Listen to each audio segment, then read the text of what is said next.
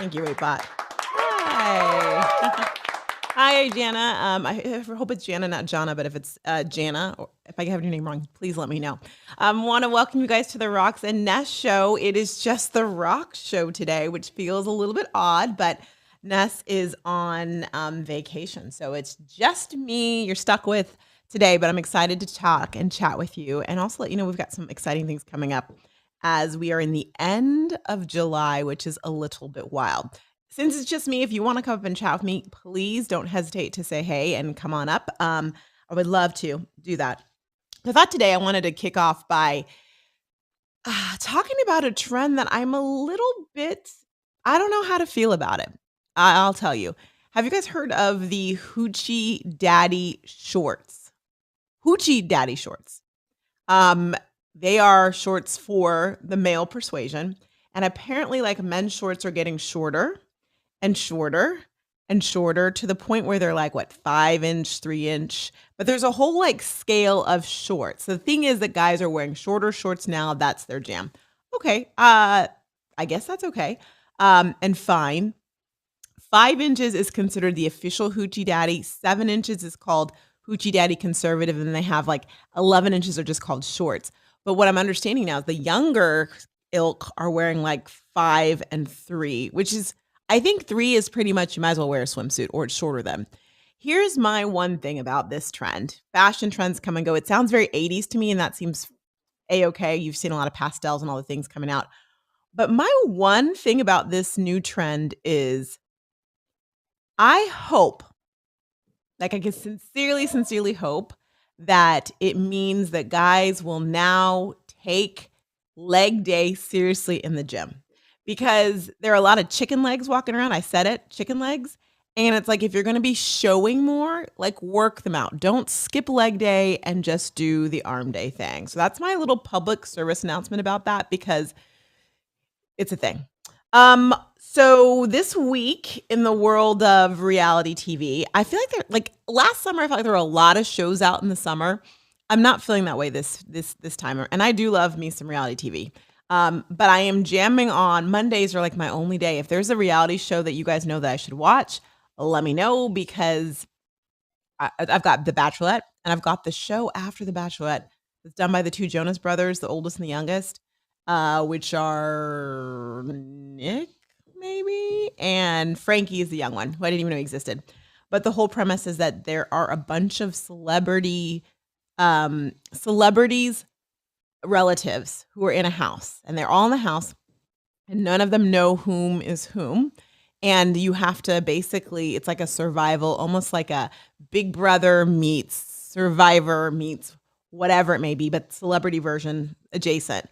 And so the to survive, you basically need to figure out who everyone is. And there's different clues and stuff that they give. And I got to tell you, there's one that is so obvious that everybody knows. Simone Biles' little sister is on, and Simone Biles' little sister looks like Simone Biles, but taller. Poor thing. But yet she's made it 3 weeks now strong. So I think they like her, A, and B, she's in the back pocket of like, if ever they're in a bind and they can't figure out other people, they've got Simone Biles' sister, who goes by Louise, in there. So it's been interesting. I didn't know Laverne Cox had a twin brother, but she does, and he just got eliminated last week. The week before that, Zendaya's cousin was eliminated. And then the first week, elimination for cheating, P.S., and by the way, happened to be Chuck Norris's grandson, which I'm thinking he's in a lot of trouble. Like, Chuck Norris doesn't put up with that. So it's a fun show to watch. I highly encourage it if you can stay up after The Bachelorette. Really what I wanted to mention was The Bachelorette because this is the first time it's The Bachelorettes, plural, the two that were wronged by Clayton now are together in this journey. And they swore up and down, which we should all know, do not trust the Bachelor producers and executive producers whenever they swear something's not going to be the way it is, because it always is. They swore they wouldn't be pitting females against each other. But inevitably, you take a premise where there's one choice on one side and like 30 or 20 some guys. So it's like the guys can only focus on this one female. And now they've changed it so that the guys actually can kind of decide which one they like more, which I understand. I mean, you need to figure, but fine. But by giving them a choice too, I'm not digging it. I'm actually quite annoyed because what it does is it gives the guys fall into just those natural tropes of believing, okay, in that case, I can do whatever I want. Okay, I can play both women. Let me kiss both women. Let me tell them both the same thing, or similar. Let me just, and it's just like it pulls the player vibes out, and some of them are like the guys are leaning into the player vibes, which is not cool. But the thing that makes it the most uncool of it all is that, and actually, this is something that I never really thought of, but we really should. You think about when you see someone who is the lead in a reality show, especially someone not like the Kardashians, or not like I'm gonna say, since that's the show I was on, not like The Apprentice, where the lead is actually like a celebrity who has his or her own show. But when the lead is someone who is plucked from obscurity as a reality star, and perhaps as a reality contestant, and perhaps because they won, now they get their own show, you forget there's a lot of insecurities along with that. And before, I'm sure now that I see it, because we're seeing this past week, poor Gabby, her insecurities came out in a big way. And the week before, Rachel's did as well too, where you find out, and maybe this is how they always feel, but the producers have never shown it before. They don't feel worthy of being the Bachelorette. And when you think about it, the fact that they're two, and now they're dealing with same thing they dealt with on the end of this last season of The Bachelor, of the, oh my goodness, the person's picking between the two of us and can't decide, or likes us both, or likes her and not me. That plays into a lot of insecurity, especially with traditional female insecurities. And so in that regard, it's just a bummer to see, because they both have said, maybe I'm just not meant to be on the show. Maybe I'm not meant to be the Bachelorette. Maybe Gabby should be, or maybe Rachel should be. And I don't think that they would feel so insecure about it if they were the one and only. Or if you want to do two, if you want to have two Bachelorettes, fine, but the guys should be totally separated and not be able to ever interact with the other one, because that is not what they did. And as a result, you're seeing a lot of emotion that didn't need to happen.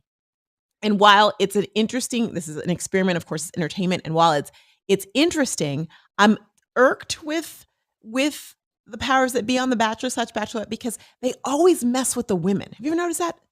They don't do any of these, ooh, let's like really throw a wrench in it with the guys. No, they don't do that. They always do it with the women. Case in point, Caitlin Bristow's year of The Bachelorette, she and another Bachelorette, they were the Bachelorette for the very first episode, and they let the guys choose which one they wanted to continue as the Bachelorette. That's effed up. That's fucked up. Totally fucked up. And then one had to go away, and Caitlyn got to be that. You don't do that. They've never done that with the guys. They're not like, okay, ladies, you choose which of these two you want to be the Bachelor. Or, okay, ladies, here's two Bachelors. Now you can play around and decide which one you want to be with. They don't do that. And I think it's very unfair that they mess with women that way. They'd never do that with a guy. There have been more episodes of The Bachelor, more seasons, of The Bachelor. They've had an opportunity to do that, and they've never actually done that. They're literally just messing with the emotions of women, and I do not like it. I am not here for it. Still going to watch. I am still going to watch because I care. Now I'm invested in, I want these two to feel good about themselves and not compare. I mean, while they're friends and they're great to each other, there's that comparison factor where they're comparing, maybe I'm not good enough. Gabby literally said this week, she's like, she said, I'm too complicated. I'm not Rachel. And I'm like, oh, honey, not okay. So shame on you. And they're trying to fix it. And so they said, okay, this is even more messed up. So this week they said, okay, we're going to fix it. And now the guys, you have to pick which girl you want to be with, which woman you want to be with.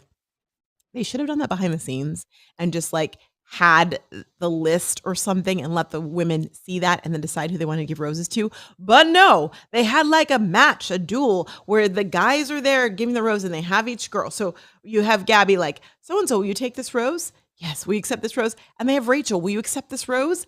And 3 guys said no to her. That is not right. ABC, do better. That is not right. And if you look at it, here's the real effed up thing about it.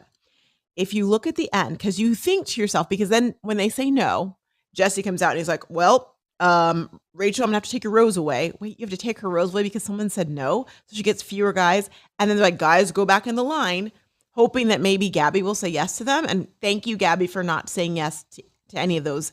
But here's the thing that was really like stinky about it.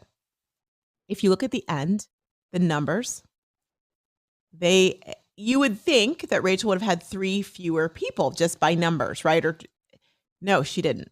She had 1 fewer, and they have a little teaser showing that one guy comes back.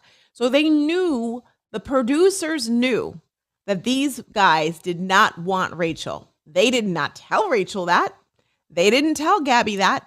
And then they had that uncomfortable situation, but they gave her extra roses, which means they knew that was going to happen.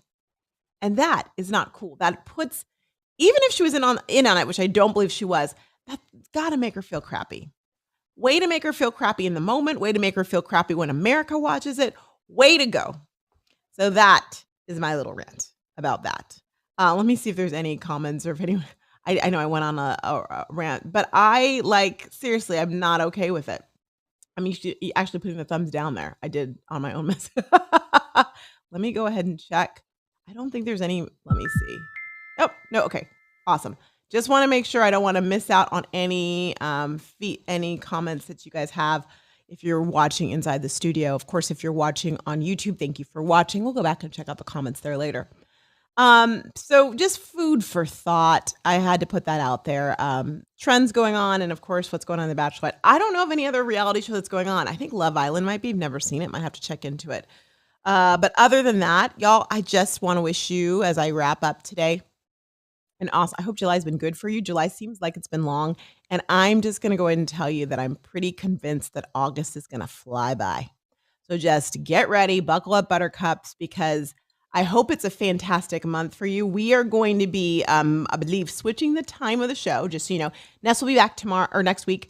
We're going to make it a little earlier. So it's going to be at 9 a.m. starting next week. And we're going to have some fun promote. So tune in. We love you hanging out with us for the summer. She was gone. I was gone. I was gone. I was gone. She's gone. And now we're going to be back and stronger. So anyhow, thank you for watching. I love having you guys here. And we'll see you for another show later. Bye. Wait, bot, you're allowed to come back on. Okay. Okay.